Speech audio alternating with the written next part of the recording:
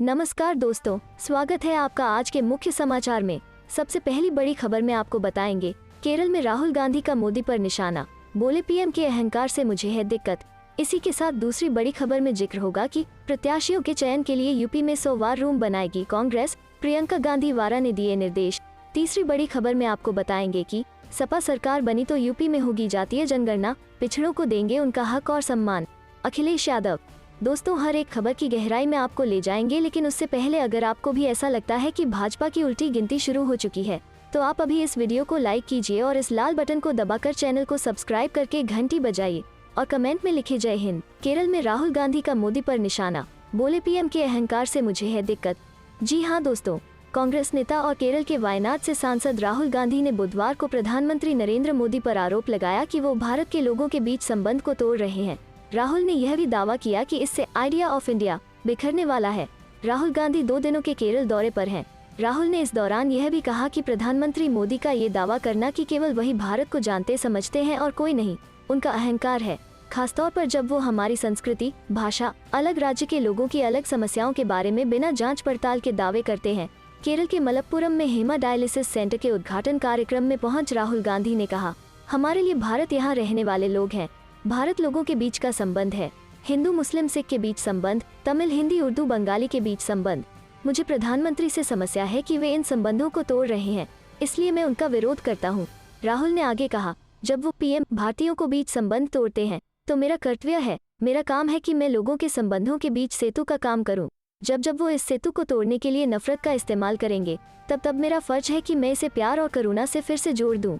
राहुल ने कहा, आप उस शख्स के अहंकार का अंदाजा लगा लीजिए जो कहते हैं कि वे भारत को जानते हैं, वे केरल के लोगों की जरूरत जानते हैं, तमिलनाडु के लोगों की जरूरत जानते हैं।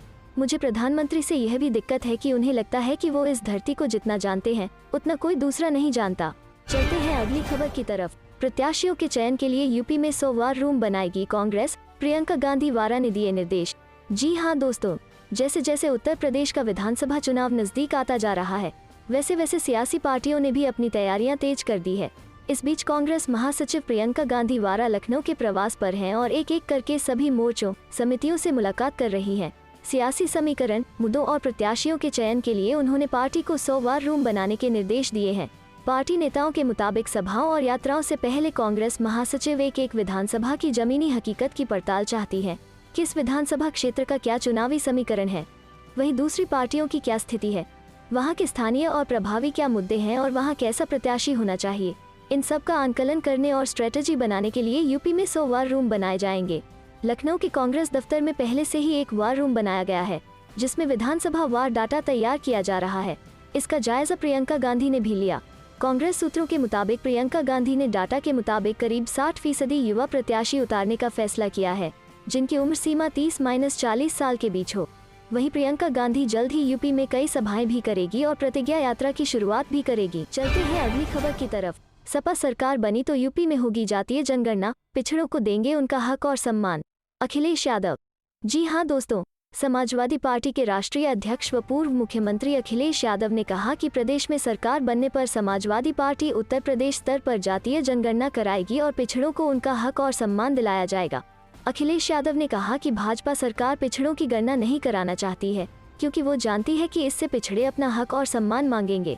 समाजवादी पार्टी सहित तमाम दल चाहते हैं कि पिछड़ों की गिनती हो जाए, लेकिन भारतीय जनता पार्टी जातीय गणना नहीं कराना चाहती है। पिछड़े और दलितों की यह सबसे बड़ी मांग है। समाजवादी पार्टी की ओर से जारी बयान में अखिलेश यादव ने कहा, बीजेपी सरकार में उत्तर प्रदेश में अपराध बढ़ा है। मुख्यमंत्री अपराध के मामले में झूठ बोलते हैं, उन्हें एनसीआरबी के आंकड़ों की जानकारी नहीं है, वे एनसीआरबी का रिकॉर्ड नहीं देखते हैं। महिलाओं पर सबसे ज्यादा अत्याचार और अन्याय यूपी में हो रहा है।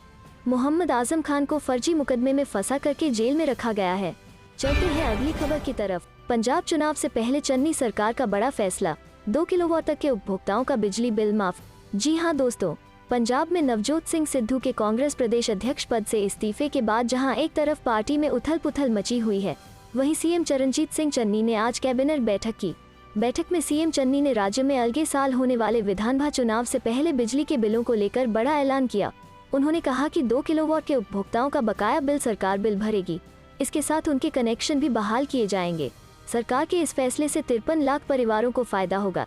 इस बिलों को भरने पर पंजाब सरकार पर 1200 करोड़ का भार आएगा। चलते हैं अगली खबर की तरफ। वे धर्म जाति के नाम पर बांटने की कोशिश कर रहे हैं, लेकिन ध्यान रहे हम एक ही हैं। राकेश टिकैत। जी हाँ दोस्तों, भारतीय किसान संघ के नेता राकेश टिकैत ने केंद्र सरकार की नीतियों की आलोचना करते हुए कहा है कि देश की पूरी संपत्ति को बिक्री के लिए रख दिया गया है और आने वाले दिनों में देश में कंपनी राज देखने को मिलेगा। उन्होंने यह भी कहा कि लोग धर्म जाति के नाम पर विभाजन पर ध्यान न दें और जाने कि हम सब एक ही समुदाय किसान से संबंध रखते हैं। छत्तीसगढ़ के गरियाबंद जिले के राजिम कस्बे में मंगलवार को टिकैत ने किसान महापंचायत को संबोधित किया और युवाओं से भूमि, फसल और आने वाली पीढ़ी को बचाने के लिए किसानों के विरोध प्रदर्शन में शामिल होने की अपील की। टिकैत ने कहा कि वो दिन दूर नहीं जब किसानों को अपना हसिया छोड़कर क्रांति की ओर बढ़ना होगा। उन्होंने कहा कि हमें केंद्र की 3 कृषि कानूनों के खिलाफ लड़ना है। चलते हैं अगली खबर की तरफ। राजद का पटना में पोस्टर से एनडीए सरकार पर हमला, किसानों की हालत पर नरेंद्र मोदी और नीतीश खुश। जी हाँ दोस्तों, बिहार में एक बार फिर से आरजेडी ने पोस्टर वार शुरू किया है। लालू प्रसाद यादव की पार्टी राष्ट्रीय जनता दल ने पोस्टरबाजी कर केंद्र की नरेंद्र मोदी सरकार और बिहार की नीतीश सरकार पर हमला बोला है। राजधानी पटना में आरजेडी दफ्तर के बाहर किसानों के साथ पीएम मोदी और सीएम नीतीश की तस्वीर लगाई गई है। इस पोस्टर के जरिए एनडीए की सरकार में किसानों की दुर्दशा को दर्शाने की कोशिश की गई है। कृषि कानून के विरोध में राष्ट्रीय जनता दल ने केंद्र और बिहार सरकार को घेरने की कोशिश की है। इसको लेकर पार्टी के प्रदेश कार्यालय के बाहर होर्डिंग लगाई गई है। इस होर्डिंग को 2 भागों में बांटा गया है। पोस्टर के ऊपरी हिस्से में प्रधानमंत्री नरेंद्र मोदी और बिहार के मुख्यमंत्री नीतीश कुमार की तस्वीर को रखा गया है, जबकि पोस्टर के नीचे के भाग में किसानों की दुर्दशा को दिखाने की कोशिश की गई है। इसके साथ आरजेडी ने पोस्टर के ऊपर लिखा है, किसानों की हालत पर अति प्रसन्न। इस पोस्टर को लेकर आरजेडी नेता शक्ति सिंह ने कहा कि देश का किसान बदहाली के दौर से गुजर रहा है। केंद्र सरकार कृषि कानूनों के जरिए किसानों को पूंजीपतियों का गुलाम बनाना चाहती है। देश के किसानों की स्थिति बदहाल है, लेकिन देश के पीएम और राज्य के सीएम हंस रहे हैं। गौरतलब है कि बुधवार की सुबह ही नेता प्रतिपक्ष तेजस्वी यादव ने भी बिहार के किसानों की समस्याओं को लेकर मुख्यमंत्री नीतीश कुमार को चिट्ठी लिखी थी। तेजस्वी ने 2 पन्नों के पत्र में केंद्र और बिहार सरकार पर कई आरोप भी लगाए थे। इस पत्र में तेजस्वी यादव की तरफ से आरोप लगाए गए थे, बिहार के किसान बाढ़ और सुखाड़ मार झेलते हैं, लेकिन इसके समाधान के लिए डबल इंजन की सरकार कोई ठोस पहल नहीं करती है। चलते हैं अगली खबर की तरफ। जिग्नेश मेवानी बोले, देश और संविधान को बचाने के लिए को सत्ता से बाहर करने की जरूरत। जी हाँ दोस्तों, गुजरात के निर्दलीय विधायक जिग्नेश मेवानी मंगलवार को कांग्रेस के साथ जुड़ गए। कांग्रेस के साथ आए गुजरात के निर्दलीय विधायक जिग्नेश मेवानी के साथ एबीपी न्यूज ने खास बातचीत की। इस दौरान जिग्नेश ने कहा कि कांग्रेस में इसलिए शामिल हुए क्योंकि यह बड़ा प्लेटफॉर्म है। आने वाले गुजरात चुनाव में 2017 वाली कमी पूरी करेंगे। कांग्रेस के साथ आने के सवाल पर जिग्नेश मेवानी ने कहा कि देश और संविधान को बचाने के लिए को सत्ता से बाहर करने की जरूरत है। हमारी विचारधारा और कांग्रेस की विचारधारा में कई समानताएं हैं। कांग्रेस एक बड़ा प्लेटफॉर्म है। मुझे ज्यादा लोगों के बीच काम करने के लिए बड़ा प्लेटफॉर्म चाहिए। वहीं जिग्नेश मेवानी ने कहा कि निर्दलीय विधायक पहले 6 महीने में ही किसी पार्टी की सदस्यता ले सकता है, इसके बाद उसकी सदस्यता चली जाएगी। इसी तकनीकी वजह से कांग्रेस की फिलहाल सदस्यता नहीं ली, लेकिन पार्टी के साथ काम करूंगा। चुनाव के समय औपचारिक रूप से कांग्रेस में शामिल हो जाऊंगा। जिग्नेश मेवानी ने कहा कि 2017 वाला माहौल दोबारा बनाएंगे। 8-10 सीटों की कमी रह गई थी, वो पूरी करेंगे। जमीनी संदेश मिलने के कारण ही बीजेपी ने पूरी सरकार बदल दी। मुद्दों पर हम जमकर लड़ेंगे। बीजेपी के आरोपों पर नाथूराम गोसे से जुड़े लोगों का जवाब देने की जरूरत नहीं है। मुद्दा यह है कि अदानी के पोर्ट पर पकड़े गए 21,000 करोड़ के ड्रग किसके थे। चलते हैं अगली खबर की तरफ। कन्हैया कुमार को कांग्रेस नेता ने बताया राष्ट्रभक्त, कहा अगर उनके खिलाफ साक्ष्य तो जेल में डाले दे। जी हाँ दोस्तों, कन्हैया कुमार के कांग्रेस में शामिल होने पर गुजरात के नेता व राष्ट्रीय प्रवक्ता शक्ति सिंह गोहिल ने भाजपा द्वारा उठाए जा रहे सवालों पर जवाब दिया। उन्होंने कन्हैया कुमार को राष्ट्रभक्त बताया। कहा अगर उनके खिलाफ कोई साक्ष्य है तो जेल में डाल दें। अदालत भी कन्हैया के खिलाफ आरोपों को खारिज कर चुकी है। शक्ति सिंह गोहिल बुधवार को भोपाल आए थे। वे यहां मीडिया के सामने पंजाब, छत्तीसगढ़, राजस्थान में कांग्रेस सरकारों की अस्थिरता को लेकर किए गए सवालों को यह कहकर टाल दिया कि कांग्रेस में आंतरिक लोकतंत्र है, भाजपा में यह नहीं है। अमरिंदर सिंह के पार्टी छोड़ने की अटकलों पर उन्होंने कहा कि किसी को जबरदस्ती पार्टी में नहीं रखा जा सकता। गोहिल ने कहा कि अमरिंदर सिंह को कांग्रेस ने सीएम बनाया था और उसके बाद तभी उन्होंने अगले चुनाव से दूर करने का ऐलान किया था। गोहिल द्वारा गुजरात के अदानी मुद्रा पोर्ट पर कुछ समय के दौरान टेल्कम पाउडर के बहाने लगाई गई हजारों करोड़ की हेरोइन का मुद्दा भी उठाया। उन्होंने कहा कि इतनी मात्रा में हेरोइन को लाकर देश की युवा पीढ़ी को नशे की लत में डालना चाहती है। इतनी मात्रा में लाई हेरोइन की गोहिल ने केंद्रीय जांच एजेंसी से जांच कराने की मांग है। उन्होंने मध्य प्रदेश की पूर्व मुख्यमंत्री व पूर्व केंद्रीय मंत्री उमा भारती द्वारा की जा रही शराबबंदी की मांग पर कहा कि यह अच्छी बात है कि उनकी आत्मा जागी है। एक बार पहले भी उनकी आत्मा जागी थी। चलते हैं अगली खबर की तरफ। उत्तराखंड इलेक्शन 2022। कांग्रेस नेता गोविंद सिंह कुंजवाल का दावा, 50 सीट जीतकर सरकार बनाएगी हमारी पार्टी। जी हाँ दोस्तों, उत्तराखंड में 2022 विधानसभा चुनाव जैसे जैसे नजदीक आते जा रहे हैं, वैसे ही प्रदेश में राजनीतिक फ्लेवर देखने को मिल रहा है, जहां कांग्रेस प्रदेश में परिवर्तन यात्रा के माध्यम से जनता से रूबरू हो रही है। वहीं जागेश्वर से विधायक व पूर्व विधानसभा अध्यक्ष गोविंद सिंह कुंजवाल प्रदेश में कांग्रेस की सरकार बनाने का दावा कर रहे हैं। कुंजवाल ने कहा कि जिस तरह से महंगाई और बेरोजगारी बढ़ी है, उससे जनता अब डबल इंजन सरकार के कार्यों को देख चुकी है, इसलिए अब कांग्रेस जनता के साथ खड़ी होती हुई नजर आ रही है। इसलिए कांग्रेस की ओर से आगामी 2022 के विधानसभा चुनाव के लिए लगातार तैयारी तेज की जा रही है। मिहिर भोज विवाद क्या योगी के लिए बनेगा सिरदर्द, गुर्जरों की महापंचायत ने बढ़ाई बीजेपी की भी टेंशन। जी हाँ दोस्तों, प्रतिहार सम्राट मिहिर भोज गुर्जर थे या राजपूत, इसको लेकर उत्तर प्रदेश से शुरू हुआ विवाद थमने का नाम नहीं ले रहा है। यूपी के मुख्यमंत्री योगी आदित्यनाथ ने 22 सितंबर को सम्राट मिहिर भोज की प्रतिमा का अनावरण किया। मूर्ति की प्लेट पर सम्राट मिहिर भोज के सामने गुर्जर शब्द लिखे जाने के बाद हंगामा शुरू हो गया। राजपूत समाज का दावा है कि मिहिर भोज क्षत्रिय थे। इस विवाद के बीच सवाल ये उठ रहा है कि क्या यह विवाद योगी सरकार के लिए चुनाव से पहले सिरदर्द साबित होने जा रहा है, क्योंकि गुर्जर समुदाय ने इस मामले को लेकर पंचायत बुलाने का ऐलान कर दिया है। यूपी के सीएम योगी आदित्यनाथ द्वारा गुर्जर सम्राट मिहिर भोज की प्रतिमा का अनावरण करने के बाद गुर्जर समुदाय नाराज है, क्योंकि भगवा नेता ने बुधवार को दादरी में अपने संबोधन में गुर्जर हटा दिया था। आदित्यनाथ से नाराज गुर्जर समुदाय ने रविवार को ग्रेटर नोएडा के मिहिर भोज कॉलेज में एक बड़ी महापंचायत आयोजित करने का फैसला किया है। राष्ट्रीय राजधानी क्षेत्र एनसीआर के हजारों गुर्जर उक्त प्रतिमा से गुर्जर उपसर्ग को कथित रूप से हटाने के विरोध में कार्यक्रम स्थल पर इकट्ठा होंगे। रिपोर्टों के अनुसार आदित्यनाथ ने राजपूत समुदाय के विरोध के बीच 9वीं शताब्दी के सम्राट मिहिर भोज की प्रतिमा का अनावरण किया।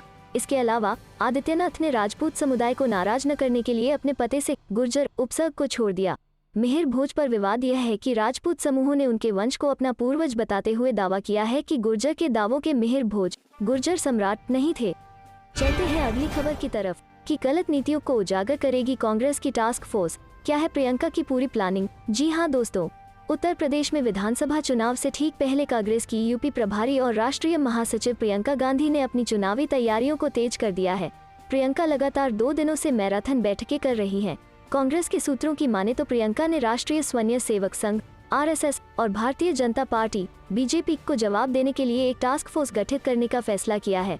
बताया जा रहा है कि यह टास्क फोर्स जिलों में हो रहे प्रशिक्षण शिविरों के दौरान श्रमिकों के साथ अलग अलग विषयों पर चर्चा करेगी और बीजेपी और आरएसएस की गलत और राष्ट्र विरोधी नीतियों के बारे में बताएगी। पार्टी ने मंगलवार को पार्टी की महाराष्ट्र इकाई के उपाध्यक्ष सचिन नाइक के नेतृत्व में एक प्रशिक्षण टास्क फोर्स का गठन किया। पार्टी प्रवक्ता विकास श्रीवास्तव के अनुसार टास्क फोर्स को अन्य बातों के अलावा राष्ट्रीय स्वयंसेवक संघ आरएसएस और बीजेपी के झूठ को उजागर करने की जिम्मेदारी दी गई है। श्रीवास्तव ने कहा कि प्रशिक्षण शिविरों के दौरान श्रमिकों के साथ 5 अलग अलग विषयों पर चर्चा करने के लिए टास्क फोर्स की अलग अलग टीमों का गठन किया गया है। इसके लिए प्रशिक्षण सामग्री और किट तैयार किए जाएंगे। कांग्रेस के एक पदाधिकारी ने बताया कि कांग्रेस, जो उत्तर प्रदेश में दशकों से सत्ता से बाहर है, राज्य में अगले साल के विधानसभा चुनावों के लिए अपने चुनाव अभियान की शुरुआत प्रधानमंत्री नरेंद्र मोदी के संसदीय क्षेत्र वाराणसी से पितृपक्ष के बाद एक भव्य रैली के साथ करने के लिए तैयार है, क्योंकि पितृपक्ष हिंदू कैलेंडर में एक अवधि है जब लोग अपने पूर्वजों को श्रद्धांजलि देते हैं और इसे नई चीजों की शुरुआत करने के लिए अशुभ माना जाता है। चलते हैं अगली खबर की तरफ। पूंजीपति दोस्तों के कहने पर नया कृषि कानून लेकर आए बीजेपी अखिलेश यादव। जी हाँ दोस्तों, उत्तर प्रदेश में विधानसभा चुनाव नजदीक है। ऐसे में समाजवादी पार्टी के राष्ट्रीय अध्यक्ष अखिलेश यादव लगातार नए नए मुद्दों को उठाते हुए बीजेपी पर हमला बोलते नजर आ रहे हैं। मंगलवार को उन्होंने किसानों और महंगाई की मुद्दे को उठाते हुए जमकर बीजेपी पर हमला बोला। इसके साथ ही उन्होंने बीजेपी पर आरोप लगाते हुए कहा कि भाजपा जनता को तबाह करने में कोई कसर नहीं छोड़ना चाहती है। उसकी नीतियां खुलकर पूंजी घरानों का पोषण कर रही हैं। मंगलवार को सपा अध्यक्ष व यूपी के पूर्व मुख्यमंत्री अखिलेश यादव ने लखनऊ स्थित सपा मुख्यालय से किसानों का मुद्दा उठाते हुए बीजेपी पर जमकर हमला बोला। उन्होंने कहा कि किसानों को धोखा देने में भाजपा ने कमाल कर दिया है। खाद की बोरी में खाद की मात्रा कम कर दी गई, डीजल बिजली महंगी कर दी गई। संकल्प पत्र में भाजपा ने किसानों की कर्ज माफी और आय दोगुनी करने का भरोसा दिलाया। भाजपा की सरकार बनी तो ये वादे दाखिल दफ्तर हो गए। किसानों की यह भाजपा सरकार ऐसी हितैषी बनी कि उस पर 3 काले कृषि कानून लाद दिए गए। अपनी खेती बचाने के लिए किसान अब पिछले 10 महीने से आंदोलन कर रहे हैं। अखिलेश यादव ने बीजेपी पर आरोप लगाते हुए कहा कि बीजेपी छोटे व्यापारियों और गरीबों की जिंदगी से खिलवाड़ का एक नया कानून भी अपने बड़े पूंजीपति मित्रों के कहने पर ले आए। बाजार में केवल ब्रांडेड तेल बिकेगा। भारतीय खाद्य एवं सुरक्षा मानक प्राधिकरण ने राजाज्ञा निकालकर खुदरा खाद्य तेल की बिक्री पर रोक लगा दी है। इसके तहत किराना दुकानों से सोयाबीन, सरसों, सनफ्लावर और पाम ऑयल खुले रूप में नहीं बिकेगा, केवल बड़ी कंपनियों के तेल की बिक्री होगी। इससे तेल के छोटे धंधे बंद हो जाएंगे और उससे जुड़े तमाम लोगों की जीविका छिन जाएगी। चलते हैं अगली खबर की तरफ। छत्तीसगढ़ आए राकेश टिकैत, बोले सरकार का अगला टारगेट मीडिया हाउसेज, बचना है तो साथ दो, नहीं तो आप भी गए। जी हाँ दोस्तों, भारतीय किसान यूनियन के नेता राकेश टिकैत आज छत्तीसगढ़ आए। यहाँ राजधानी रायपुर में राकेश टिकैत ने पत्रकारों से बातचीत में कृषि कानूनों से जुड़े सवाल जवाब किए, साथ ही सरकार के अगले कदम के बारे में भी चेताया। किसान नेता टिकैत ने कहा कि ये जो सरकार है दिल्ली में भाजपा वाली, इसने आधे देश को बेच डाला है। इसने मध्य प्रदेश की मंडियां बेच दी। अब छत्तीसगढ़ की समस्या भी सामने होगी। बड़ी समस्या एमएसपी की है, जो पूरे देश की समस्या है। हम सबको आवाज उठानी होगी। वहीं पत्रकारों द्वारा छत्तीसगढ़ सरकार का जिक्र किए जाने पर राकेश टिकैत ने कहा कि छत्तीसगढ़ में कांग्रेस सरकार है तो रहने दो, यदि ये किसानों के लिए नहीं करेगी तो इन्हें भी मुश्किल होगी। सरकार तो सरकार है, हम इनका भी कुछ न कुछ ढूंढेंगे। टिकैत ने कहा, मैं तो उस दिल्ली वाली को देख लो जिसने कानून बना के आधा देश बेच दिया। मध्य प्रदेश की 182 मंडियां बेचने निकाल दी। छत्तीसगढ़ के रायपुर में किसान नेता राकेश टिकैत ने मीडिया हाउसेस को लेकर भी बयान दिया। टिकैत ने कहा कि मैं कह रहा हूँ सब लोग साथ दो, उनका अगला टारगेट मीडिया हाउस है। आपको बचना है तो साथ दे दो, नहीं तो आप भी गए। चलते हैं अगली खबर की तरफ। यूपी पीएम मोदी के क्षेत्र में रैली कर प्रियंका गांधी करेंगी चुनावी अभियान की शुरुआत। जी हाँ दोस्तों, कांग्रेस महासचिव प्रियंका गांधी 12 अक्टूबर में पीएम नरेंद्र मोदी के संसदीय क्षेत्र वाराणसी में रैली करके चुनावी अभियान का श्री गणेश करेंगी। इसके लिए मंगलवार को हुई कांग्रेस की उच्च स्तरीय बैठक में रणनीति तैयार की गई। इस रैली में पूरे पूर्वांचल से मतदाताओं को जुटाने की योजना बनाई गई है। पार्टी के सूत्रों के मुताबिक वाराणसी में रैली की संभावित तारीख 9 अक्टूबर रखी गई है। पीएम के संसदीय क्षेत्र में बड़ी रैली करके दिखाने पर कांग्रेस देश दुनिया के मीडिया में सुर्खियों में आएगी। कांग्रेस अपनी जोनवार प्रतिज्ञा यात्राएं वाराणसी रैली के बाद ही प्रारंभ करेगी। बैठक में तय हुआ है कि मंडल स्तर पर एक बड़ी सभा होगी, जिसमें पार्टी महासचिव प्रियंका गांधी वारा मुख्य वक्ता के तौर पर शामिल होंगी। इसमें वे भाजपा सरकार की खामियां बताते हुए कृषि कानून, रोजगार के घटते अवसर व निजीकरण जैसे मुद्दों को मुख्य रूप से उठाएंगी। चलते हैं अगली खबर की तरफ। पंजाब में गरमाई सियासत के बीच राहुल गांधी पहुंचे केरल, कोझिकोड और मल्लपुरम का करेंगे दौरा। जी हां दोस्तों, कांग्रेस नेता बुधवार को राहुल गांधी कानपुर में कालीकट एयरपोर्ट पहुंचे। वो आज कोझिकोड मलप्पुरम का दौरा करेंगे। इस दौरान एयरपोर्ट पर केरल कांग्रेस कार्यकर्ताओं द्वारा उनका स्वागत किया गया है। अपने दौरे के दौरान वो विभिन्न विकास परियोजनाओं का उद्घाटन करेंगे। जानकारी के मुताबिक राहुल कोझिकोड मल्लपुरम में कांग्रेस के कार्यक्रमों में शामिल होंगे। बता दें कि 2019 के लोकसभा चुनाव में राहुल केरल की वायनाड सीट से लोकसभा के लिए निर्वाचित हुए थे। कांग्रेस नेता अपनी यात्रा के दौरान आधारशिला रखेंगे, विभिन्न विकास परियोजनाओं का उद्घाटन करेंगे। सूत्रों ने कहा, वो मलप्पुरम में हेमोडायलिसिस सेंटर कोझिकोड में वरिष्ठ नागरिकों के लिए एक मनोरंजन केंद्र का उद्घाटन करेंगे। उन्होंने कहा कि गांधी कोझिकोड में एआईएमई बिजनेस स्कूल की आधारशिला भी रखेंगे। सूत्रों ने कहा कि कांग्रेस नेता का गुरुवार सुबह राष्ट्रीय राजधानी लौटने का कार्यक्रम है। इससे पहले कांग्रेस के पूर्व अध्यक्ष सांसद राहुल गांधी पिछले महीने अपने संसदीय क्षेत्र केरल के वायनाड दौरे पर गए थे। अपने 3 दिवसीय दौरे के दौरान भी उन्होंने कई विकास कार्यों की आधारशिला रखे थे। इस दौरान उन्होंने मनंतवाड़ी में गांधी पार्क में महात्मा गांधी की प्रतिमा का अनावरण किया था, एक पेयजल परियोजना का उद्घाटन किया था। गौरतलब है कि सोनिया गांधी राहुल गांधी मंगलवार को शिमला से छुट्टी मनाकर दिल्ली आ रहे थे। दिलचस्प बात यह है कि सोनिया राहुल ने चंडीगढ़ से ही उड़ान भरी थी। उनकी ये उड़ान दिल्ली में लैंड होने से पहले ही पंजाब कांग्रेस के अध्यक्ष नवजोत सिंह सिद्धू के इस्तीफे के बाद पंजाब कांग्रेस में तूफान आ गया है। चलते हैं अगली खबर की तरफ। कांग्रेस उम्मीदवारों की पहली लिस्ट तैयार, 30 सितंबर को स्क्रीनिंग कमेटी की बैठक में लगेगी मुहर। जी हां दोस्तों, उत्तर प्रदेश में अगले साल होने वाले विधानसभा चुनाव के लिए कांग्रेस पार्टी ने उम्मीदवारों के चयन की दिशा में कदम बढ़ा दिए हैं। उम्मीदवारों की पहली लिस्ट के बारे में आगामी 30 सितंबर को लखनऊ में उत्तर प्रदेश के लिए गठित पार्टी की स्क्रीनिंग कमेटी की बैठक होगी, जिसमें 45 से 50 नामों पर मुहर लग सकती है। स्क्रीनिंग कमेटी की बैठक के मद्देनजर कांग्रेस महासचिव व यूपी प्रभारी प्रियंका वारा ने मंगलवार को गोखले मार्ग स्थित कॉल हाउस में सलाहकारों और चुनाव अभियान समिति के सदस्यों के साथ मैराथन बैठकें कर प्रत्याशियों के चयन पर मंथन किया। दिन भर चली बैठकों के क्रम में उन्होंने कांग्रेस के चुनाव अभियान की रूपरेखा पर भी विस्तृत विचार विमर्श किया। कांग्रेस के राष्ट्रीय महासचिव और उत्तर प्रदेश के लिए गठित स्क्रीनिंग कमेटी के अध्यक्ष जितेंद्र सिंह व कमेटी के सदस्य दीपेंद्र हुड्डा 30 सितंबर को लखनऊ आ रहे हैं। वो प्रदेश कांग्रेस कमेटी कार्यालय में पार्टी की प्रदेश चुनाव समिति और सलाहकार समिति के साथ बैठकें करेंगे।